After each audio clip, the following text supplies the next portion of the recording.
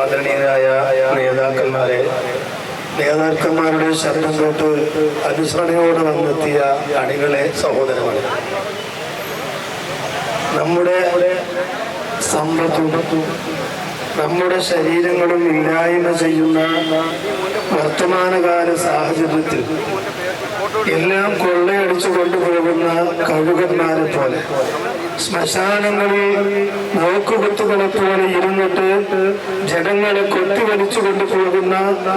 ആ കഴുകന്മാരെ പോലെ സമ്പത്ത് എവിടെയാണ് ഉള്ളത്, മുസ്ലിങ്ങളെ എങ്ങനെയാണ് കൊത്തിവലിച്ച് നശിപ്പിക്കാൻ കഴിയുന്നത് എന്ന് ചിന്തിച്ചുകൊണ്ട്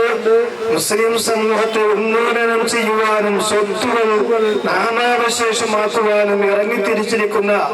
കേന്ദ്ര ഗവൺമെന്റിന്റെ ഈ കിരാത നിയമം പിൻവലിപ്പിക്കുവാൻ നമ്മുടെ ഇന്ത്യ രാജ്യത്തെ മുഴുവൻ ജനാധിപത്യ മതേതര വിശ്വാസികളും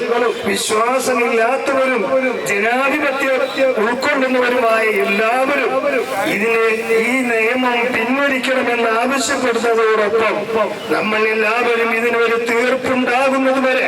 സമര രണാങ്കണത്തിലും പോരാട്ടങ്ങളിലുമായിരിക്കും നിങ്ങളുടെ അകൈതവമായ പിന്തുണ ഉണ്ടാകണമെന്ന് മാത്രം അഭ്യർത്ഥിച്ചുകൊണ്ട് ഞാൻ എന്റെ വാക്കുകൾ ചുരുക്കുന്നു. അസ്സലാമു അലൈക്കും.